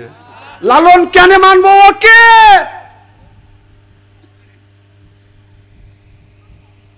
আমার ভাইয়েরা, হযরতে রাবিয়া বস্তি একজন মহিলা। এই রাবিয়া যেদিন মারা গেলেন, রাবিয়া বস্তিকে যখন কবরস্থ করলেন, মুনকার নাকি ফেরেশতা যা বলে, মান রব্বুকা, বলো রাবিয়া তোমার রবকে। রাবিয়া বস্তি বলতেছে আপনি কে? সুবহানাল্লাহ, একটু জোরে কর। হয়ে গেছে, মার পাশে যা বসো, মার খেদমত করো, পায়খানা করছে তুমি পায়খানা গুনি পরিষ্কার করো। ও বাবা, মা বাবার খেদমত করলে আল্লাহ 3টা পুরস্কার দেয়। 1 নাম্বার পুরস্কার আল্লাহ হায়াত বাড়িয়ে দেয়, 2 নাম্বার ইজ্জত বাড়িয়ে দেয়, 3 নাম্বার আল্লাহ অর্থ সম্পদ বৃদ্ধি করে দেয়। চিল্লাইয়া কর মারহাবা। এই যে একটা বাস্তব ঘটনা। আমার মা 112 বছর পর্যন্ত বেঁচে ছিল। আমি তো একেবারে ছোট্ট ছিলাম, 0 ছিলাম, কিন্তু আমার মায়ের খেদমত করেছে, আল্লাহ আমাকে হিরো বানাইছে। কথা বুঝতেছেন না? আমার মা 112 বছর পর্যন্ত বেঁচে ছিল। আমি যখন আপনাদের এই গ্রামে যখন মাহফিলে আসতাম, আজ থেকে 16 থেকে 17 বছর আগে আমার মা তখন বেঁচে ছিল। আমি যখন আপনাদের গ্রামে মাহফিলে আসছি, আব্দুল রাজ্জাক, মাওলানা আব্দুল রাজ্জাক দাওয়াত করছে, আমি আসছি। আসবার সময় মার পায়ে হাত রাখছে, আমি চুমো দিছি, আমার মা দোয়া করছে, আমি বিদায় নিয়ে চলে আসছি। আমি রাত 2টা, 3টায়, 1টায়, 12টায় আমি হেঁটে বাদান বাড়িতে গেছি। গেছে, যা দেখে বাড়ির সব মানুষ ঘুমাইছে, একজন মানুষ ঘুমায় নাই, সেই মানুষটা হলো মা। আমি রাত 2টা 3টার সময় বাড়িতে যা বিবির ঘরে দরজায় হাত দিছি, দরজা শক্ত, ছেলের ঘরে দরজায় হাত দিছি, দরজা শক্ত, বাইদের ঘরে দরজার পাশে হাঁটছি, কোনো শব্দ নাই, মার ঘরে দরজায় হাত দিছি, দরজা খুলে গেছে, যা দেখে মা দুঃখিনী এখন পর্যন্ত ঘুমায় নাই। মারে যা বলছে, মা তুমি কি ঘুমাও না? আরে বাড়ির সব মানুষ ঘুমাচ্ছে, তুমি কেন ঘুমাও?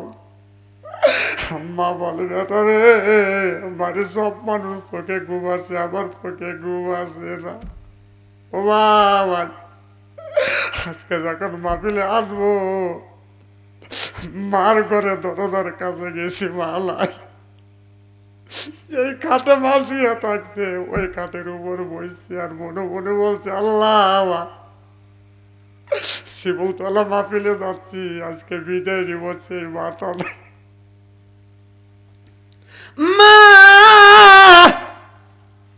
যার নাই সে মায়ের ব্যথা বোঝে, বাবা দুনিয়ায় নাই সেই বাদান বাবার ব্যথা বোঝে। বাদান রে, আমি দেখছি এক দিন আমি যাইতে দেরি হয়েছে, আমি যা দেখছি দরজা হাত দিছি, দরজা খুলে গেছে, যা দেখছি আমার মা নামাজে বসে আছে, আমি দেখছি মা নামাজ পড়ি আল্লাহর কাছে হাত তুলে বলছে, আল্লাহ আমার বেটা বাচ্চু আনসারিকে দীর্ঘ হায়াত দেয়া, আল্লাহ আমার বেটাকে বড় বক্তা আলেম হিসেবে তুমি কবুল করে নাও, গোটা বাংলার জমিনে যেন কলমার দাওয়াত দিতে পারে। আমি নিজে শুনছি আমার মা চোখের পানি ফেলে ফেলে আমার জন্য দোয়া করছে। আজকে মায়ের দোয়া কবুল হয়েছে, বাংলাদেশের এমন কোন জেলায় নাই এই গুনাহগারকে আল্লাহ সেই জেলায় নেয় নাই। এটা হলো মায়ের দোয়া। চিল্লাইয়া কোন সুবহানাল্লাহ। আমি বলবো, এ শিমুলতলার যুবকেরা, তুমি যদি বড় হইতে চাও, বড় হওয়ার একটা রাস্তা, সেইটা হলো মা বাবার খেদমত করা লাগবে। বিশ্বাস যদি না হয়, সকালবেলা তুমি যখন প্রত্যেক দিন তো কাম করো, 500 টাকা 600 টাকা কাজ করো, আগামীকাল এই কথা যাচাই করবার জন্য তুমি যখন আপনার কাজে বের হবে, বাবা বাড়ি যাইয়া কাজে যখন বের হইবে, বাড়িতে কাজে যখন বের হইবে, মার কাছে যাইয়া পায়ের পাশে বসবে, মাথা যেন নত না হয়, মার পায়ের উপর হাত থেকে তুমি চুমা খাইবে, তোমার এই হাতে আর মুখে আল্লাহ বরকত দিবে। সুবহানাল্লাহ বলবেন না? মাকে যা বলবে, মা আমি কাজে যাচ্ছি, মা আব্বা আমি কাজে যাচ্ছি, আমাকে দোয়া করো। আল্লাহর কসম করে বললাম, প্রত্যেক দিন কাজ করে যদি আপনারা উপার্জন করেন 500 টাকা, মা বাবার কাছ থেকে দোয়া নিয়ে গেলে আল্লাহ 1 থেকে 200 টাকা বরকত দিবে। এ যুবক আমি জানি, তাম পৃথিবীর মানুষ যদি দোয়া করে, এই তো আল্লাহর দরবারে কবুল হইতেও পারে, নাও পারে। মা বাবা যদি সন্তানের জন্য দোয়া করে, অব্যক্তভাবে আল্লাহর দরবারে কবুল হয়। সুবহানাল্লাহ বললেন না? মা বাবা যদি কষ্ট পায়া বলে, আল্লাহ আমার বেটা আমাকে কষ্ট দিল, তুমি দেখো, এই যে দেখো কথা মুখ থেকে উচ্চারণ করবার আগে আল্লাহর দরবারে কবুল হয়ে যায়। এই জন্য যুবক রে, মা বাবার মনে কোনোদিন কষ্ট দিবে না। মা বাবা খুশি, আল্লাহ খুশি। মা বাবা যদি বেজার হয়, আল্লাহ বেজার হয়ে যাবে। অনেক যুবক আছে বিয়ে করবার পরে 6 মাস না যাইতে যাইতে বইয়ের প্রেমে পাগল হয়, মা বাবাকে ভাত কাপড় দেয় না। এইরকম যুবক আছে না বাজার না? আমার কথা হইল, মারে তুমি তোমার স্বামী বাড়ি আসার আগে তোমার স্বামী মাকে ভালোবেসেছে, বাবার সাথে সুন্দর ব্যবহার করছে, মা অসুস্থ হইলে দৌড়া ডাক্তার আনছে, বাবা অসুস্থ হলে ডাক্তার আনছে। আর তুমি 6 মাস ধরে আসো নাই, আসার সাথে সাথে তুমি এখনই ভিন্ন হয়ে গেলা। এই কাম করা যাবে না। তো যা হোক, রাত 1টা বাজে, 12:40, আর আমি আপনাদের কষ্ট দেবো না, এখন দোয়া করে দেবো ইনশাআল্লাহ। তাবারক মনে হয় আছে নাকি? তাওর কাছে এলাকার ভাই বোনেরা কে কোথায় আছেন তাড়াতাড়ি আসেন, এখনই তাবারক দেওয়া হবে। না, আমার একটা দায়িত্ব আছে না? তো বাড়ি এলাকা কই? এতে আসেন, তাবারক নিয়েছেন, এখন দোয়া করা হবে ইনশাআল্লাহ। তো যা হোক, আমরা যা বলি আপনারা যা শ্রবণ করেন, বক্তা শ্রোতা উভয়কে জেনে আল্লাহ আমল করার তৌফিক দেয়। সকলে কোন আমিন। এত গরমের মধ্যে, আমাদের ঈদের পরের দিন লোক থাকে ব্যস্ত, এত লোক হবে আমি আশা করিনি। আমি অন্তর থেকে দোয়া করি যেন আল্লাহ জান্নাতে জানে কামল শিক্ষা দেয়। জোরে কোন আমিন। কারণ এখনো কাজের সময়, তারপরে খাইছি গরুর গোস্ত। তাও তো আগেকার গোস্ত আর এখনকার গোস্তর মধ্যে কম বেশি আছে। আগেকার গোস্ত হলো টাইনে ছেড়া যায় নাই, কি কন? এই 20-22 বছর আগে গোস্ত খাইছি, এবার মুখে বাজাইছি, টান দিছি, বইলে গেছে, ছেড়ে দিছি, আবার জ্বর হয়ে গেছে। কথা কন? তাই ছিল না? আবার গরু কিনে ছিল কি, গরু কিনে এনে 3 জন টানিছে, 6 জন ঠেলছি। কথা কন? আর এখন তার 6 জন লেগে লাগাম দিয়ে ধরে রাখা যায় না, লাভ পারে। সেই গরুর গোস্ত খাইছি, সেই গরুর গোস্ত খায়া তেলালা সবরিয়ালা গোস্ত খায়, এখানে থাকা কি সম্ভব এত গরমের মধ্যে? তারপরেও যেন আপনারা ধৈর্য ধরে বসে আছেন। আমি আল্লাহর কাছে দোয়া করি আল্লাহ যেন জান্নাতে জানে কেমন শিক্ষা দেয়। জোরকন আমিন। 5 মিনিট দরুদ পড়ুন। আল্লাহুম্মা সাল্লি আলা মাওলানা মুহাম্মদ ওয়া আলা সাইয়্যিদিনা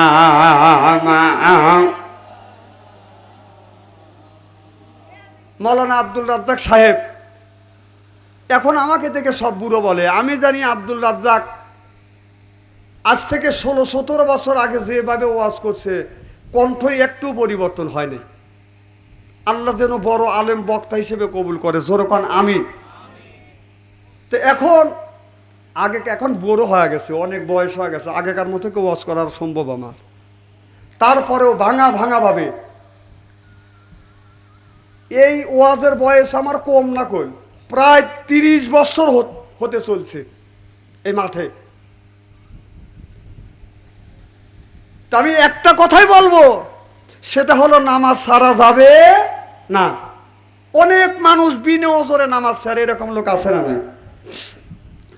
আমার ভাইয়ের, আমার মুসলমান ভাইরা, আল্লাহর হাবিবের উম্মতেরা, আর 5টা মিনিট আমি আপনাদের কাছ থেকে সময় চাইলাম। 5 মিনিট আসান তো ইনশাল্লাহ? নারায়ে তাকবীর। এই গভীর রজনীর রাত 1টার সময় তাকবীর কে? এইটা একটু জোরে তাকবীর দেন তো দেখি। নারায়ে তাকবীর। হায় রে আল্লাহ রে, ইলেকশনের সময় যে মিছিলটা করছি সেই মিছিলটা কি হয়েছে? এবার জোরে দেয় নারায়ে তাকবীর। না, মানুষ তো 6 জন ঠিকই করলেন, ঠিক আছে, মানুষ 6 জন। মসজিদের মধ্যে যদি 2 জন লোক জিকির করে, মসজিদ ভাঙিয়ে ফেলা দেয়। কথা কন? বাবার বাড়িতে 2 জন জিকির করলে বাবার বাড়ি ভাঙিয়ে ফেলা দেয়। আর তাকবীর দিতেছেন এতগুলি মানুষ, তাও লোক কম হয়েছে নাকি? নারায়ে তাকবীর। মোটামুটি হয়েছে।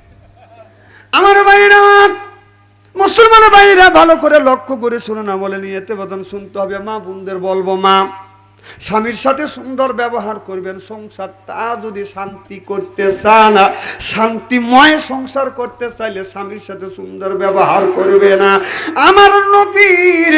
আমার নবী গভীর রাত, গভীর রজনীতে মা খাদিজা তুল কোবরার ঘরে দরজার পাশে গেলেন, যা নক করলেন, বলেন খাদিজা। একটা ডাক দিছে, অমনি মা খাদিজা তুল কোবরা দরজা খুলে দিছে। সুবহানাল্লাহ, একটু জোরে কর। আর আমার নবী বলছে, খাদিজা এক ডাকের বেশি 2টা ডাক দেই না, তুমি দরজা খুলে দিলে তুমি কি ঘুমাও না?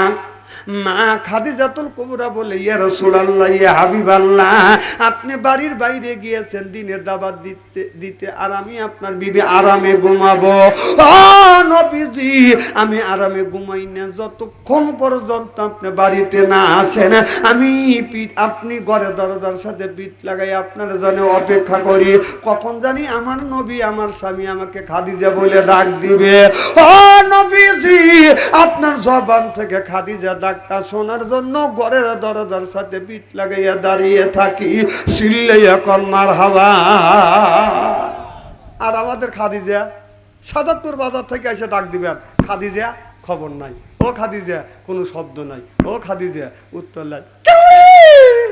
না না একই, না না একই। আমার ভাইরা ভালো করে লক্ষ্য করে শুনুন, মা আপনার স্বামীকে যখন আপনার এটা হলো আপনার ইবাদত, আপনার স্বামী গোসলখানায় গেল, আপনি লুঙ্গি নিয়ে গেলেন, আপনার একটু মাথায় পানি ঢেলে দিলেন, সাবাত দিয়ে গাওটা পরিষ্কার করে দিলেন, এটা ইবাদত। সুবহানাল্লাহ, একটু জোরে বল। আমার নবীর বিবি মা আয়েশা রাদিয়াল্লাহু তাআলা আনহা আমার নবীকে টুলের উপর বসাইছে, এরপরে গোসল দেওয়াচ্ছে। হঠাৎ করে আমার নবী লক্ষ্য করে দেখে আপনার পানিটা বের হচ্ছে বাদান সাদা, আর জমিনে পড়ার সাথে সাথে পানিটা লাল হয়ে গেছে। আমার নবী তাড়াহুড়া করে টুলের থেকে নেমে বলে, খাদিজা, আয়েশা রে, আমি পানি দেখছি সাদা আর আপনার গায়ে পড়ার সাথে সাথে পানি লাল হয়ে যাচ্ছে, কারণটা কি?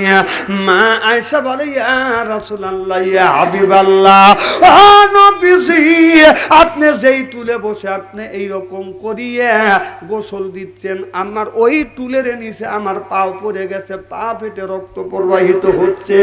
আমার নবী অমনি ক্ষত জায়গা বাদান ধরলেন, থুতু লাগা দিলেন, বললেন আল্লাহুম্মা আতাইনা সাফান। লাগানোর সাথে সাথে দোয়া পড়ে যখন ফু দিলেন, রক্ত পড়া বন্ধ হয়ে গেলেন। আল্লাহর নবী বললেন, আয়েশা, তামাম পৃথিবীর নারীদেরকে তুমি জানিয়ে দিও, কোন স্বামী যদি আপনার কোন বিবি যদি স্বামীকে গোসল দেওয়ায়, এই এক ফোঁটা পানি শরীরে যখন পড়বে, এক ফোঁটা একটা আল্লাহ নেকি দিবে। এই স্বামীর গায়ের থেকে পানিটা যখন বায়া বায়া জমিনে পড়বে, এক এক ফোঁটায় আল্লাহ 10টা করে নেকি লিখে দিবে। এই ওয়াজ করছি, এই ওয়াজ শুনে আমাদের গ্রামের একটা লোক প্রশ্ন করলো, হুজুর আপনার বিবিকে আপনাকে গোসল দেওয়া দেয়? কম অক্টোবরের থেকে জালসা শুরু করছি, এ পর্যন্ত একটা দিনে গোসল গরম পানি ছাড়া গোসল করায় না। তো বাড়ির যা বউ বলতেছে, মানুষের বউ আমারও বউ, তো বউ কয় যে তুমি বউ বউ করো কে? তুই বউ না, তুই তো 30 বছর ধরে তোর সাথে ঘর সংসার করতেছি, একটা দিনে তো গরম পানি করে আমাকে গোসল করাইসনি। বউ কয় এতই শখ করে? কয় শখ তো করেই। বিশ্বাস করেন ভাই, বাঁশের খড়ি দিয়ে লাগড়ি দিয়ে 15 মিনিট পরে পানি সিদ্ধ করছি। তাহলে হাত দিয়ে দেখা লাগে যে এই পানি মানুষের গায়ে শোবে কি শোবে না। ও যে পাট খড়ি দিয়ে বেড়া দিছে না, পাটের বেড়া, সোলার বেড়া দিছে, স্বামী পেশাব করে বসে, বউ ভাবছে যে উনি গোসল করবার জন্য পজিশন নিছে। বউ করছে কি, 15 মিনিট পরে পানি সিদ্ধ করছে, ওই পানি এক বদনায় তুলছে, তুলে পিছন দিয়ে গপত করে দিয়ে ডালে দিছে। ও মা কয় জোবের বেড়া বাইঙ্গেই দৌড়। মানে নেকি আছে, মানুষকে মারিতে নাকি কামাই করা যাবে না। আর এক বদনা পানি নিয়ে বলতে চাইছো তোমার গোসল করা দিয়ে, এদিকে পিঠের চামড়া নাকি। না না, মা বোনদের বলতেছে, মা তুমি কি পারো না তোমার স্বামীকে গোসল করাতে?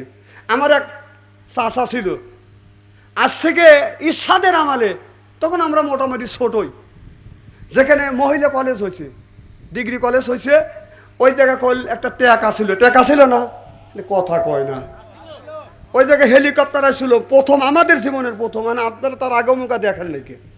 তো হেলিকপ্টার আইসে, এলাকার সব মানুষ দৌড় সরাইছে, আমি দৌড়দৌড়ি করতেছি। তা আমার এক চাচা বলতেছে, বাতিজা দৌড়দৌড়ি করো কে? কারণ চাচা হেলিকপ্টার এসে আমি হেলিকপ্টার দেখবো। বাতিজা দাঁড়াও, আমিও যাবো। দাঁড়াও একটা জামা নিয়ে আসি। চাচা করছে কি, দৌড়ে যা ঘরের মধ্যে থেকে একটা জামা নিয়ে এসে কাঁধে নিয়ে চলে গেছে।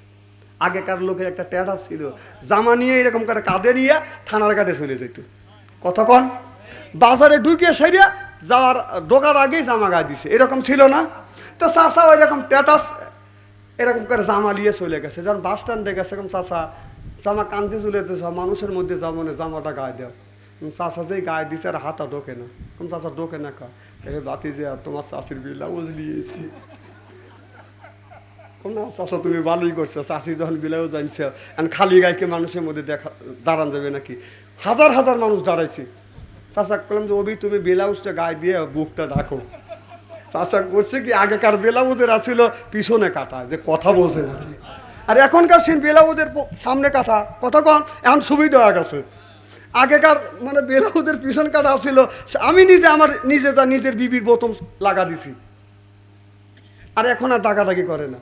তো এই পিছন কাটা ব্লাউজ এরকম গায়ে দিয়ে যেই দাঁড়াইছে, সব মানুষ হেলিকপ্টার দেখাবার দিয়ে চাচার দিকে টাকা আছে যে বেটা চল দেখছি, এরকম আন্ততার মানুষ দেখি নাকি। আমার ভাইয়ের আমার মুসলমান ভাইয়েরা ভালো করে লক্ষ্য করে শুনুন, মা বোনদের বলবো, মা স্বামীর সাথে সুন্দর ব্যবহার করবে, স্বামীকে গোসল দেওয়াইবে। আমার নবী বললেন আয় আয়সা রে আয় আমার বুকে আয়। যখন বুকেতে লাগলেন আমার নবী মা আয়সার চুলে চুমন দিলেন। আমার নবী বললেন আয়সা আমি তোমার চুলে চুমন দিয়ে এই নারীদের মর্যাদা ইজ্জত আর পৃথিবীর জমিনে বাড়াইয়া দিলাম, চিল্লাইয়া কন্যার হাওয়া। আমার নবী বললেন আয়েশা তামাম পৃথিবীর নারীদেরকে তোমরা জানিয়ে দিও, মানুষদেরকে জানিয়ে দিও, কেউ যদি এই হাত দিয়ে যদি বউ মারে, যারা এই হাত দিয়ে বউ মারবে তাদের হাতের মোনাজাত দান খয়রাত আল্লাহর দরবারে কোনোদিন কবুল হবে না, হতে পারে না। যারা বউ মারছে তাদের হাতের দান খয়রাত মোনাজাত আল্লাহর দরবারে কবুল হবে না। কে বড় বড় চোখ করছে কে?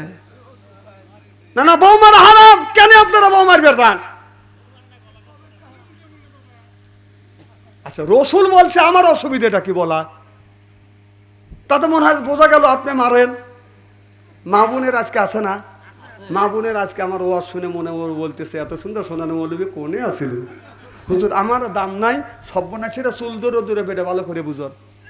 আল্লাহ নবী বললেন ও নারী রে, স্বামী যদি রাগের সময় তোমার গায়ে যদি আঘাত করে থাকে, তোমাকে যদি মাইরিয়া থাকে রে মা, ওই জায়গাটা চিহ্ন করে রাখো গো মা। স্বামীর হাতের ছোঁয়া তোমার শরীরে যেই জায়গা লাগছে দোজখের আগুনে কোনোদিন ওই জায়গা পুড়বে না। যারা মার খেয়েছে তারা এখন বলতেছে না মারে ভালোই করছে। তাহলে বোঝা গেল স্বামীর কি রহমতের হাত। আল্লাহর নবী আরো বললেন ও নারী রে, স্বামী যদি তোমাকে রাগের সময় মাইরিয়া যদি থাকে মা, তোমার স্বামী তোমাকে মারছে, এই কথাটা তুমি গোপন করে রাখবে মা, গোপন করে রাখবে। তোমার স্বামী মারছে এইটা জেনে তোমার শ্বশুর শোনে না, তোমার শাশুড়ি শোনে না, তোমাকে স্বামী মারছে তোমার যাও বাসুর যেন শোনে না, তোমার স্বামী তোমাকে রাগের সময় মারছে তোমার ছেলে মেয়ে যেন শোনে না। স্বামী মারছে যদি এইটা গোপন করে রাখো, তাহলে কিয়ামতের ময়দানে আল্লাহ নবী বললেন তোমাদের কিছু কিছু গুণ আল্লাহ গোপন করে রাখবে। আর এখন যদি স্বামী রাগ করে বিবিকে যদি মারে, বিবি চেঁচা সাতবারই মাথায় তোলে, রাস্তার পাশে যা কবিতে পারে সব বানাই ঈশা কেমন করে মারলো রে। ও কবিতা পড়া বাদ দাও, ও কবিতা আমরাও জানি। 1365 সালে এই ঘটনা বরিশালে হয়েছে পাতার হাতখানা। ওইখানে সে গরিব ছিল, একজন বৃদ্ধ ছিল, গরিব ছিল অতিশয়, 50-এর উপরে বয়স। ও বৃদ্ধ কামলা খাইতে সব কবিতা পড়া বাদ দাও। স্বামী তো মারতে পারে না, না স্বামী মারছে দেখে তোমার ওই রাস্তার পাশে বসে থেকে দাঁড়ান লাগবে নাকি? রাস্তার পাশে বসে কে মানুষকে জানান লাগবে নাকি? রাসূল বললেন নারী রে, স্বামী যদি মাইরিয়া থাকে, আমার কথা কি বুঝতেছেন? মাইরিয়া যদি থাকে তাহলে তুমি যদি গোপন করে রাখো, কেউ যদি না শোনে, কারোর কাছে যদি না বলো, নবী বলছে কিয়ামতের ময়দানে তোমাদের কিছু কিছু গুণ গোপন করে রাখবে। সুবহানাল্লাহ, একটু জোরে কর। তাহলে রাসূল বললে মারছে তুমি কথা গোপন করে রাখো, তোমার কবিতা বড় লাগবে কে? আমি তো আপনার পক্ষেই কথা বলতেছি না। ওই মারা মারবেন কেন? আপনি বউ যে মারেন নরম পাই আমরা না, যেভাবে মারেন, আপনি একটা খায়া দেখেন, না আপনি খায়া দেখেন, মারে গরু বাড়ি না করে, ও মানুষ নাকি? যে বউ মা বাবা ভাই বোন আত্মীয় স্বজন গ্রাম ছাড়িয়া জীবনে তোমার সাথে দেখা হয় নাই, তোমার সাথে ঘর সংসার করতেছে, সেই বউকে কোন বিবেকে মারেন আপনি? সে তো আপনার অর্ধাঙ্গিনী।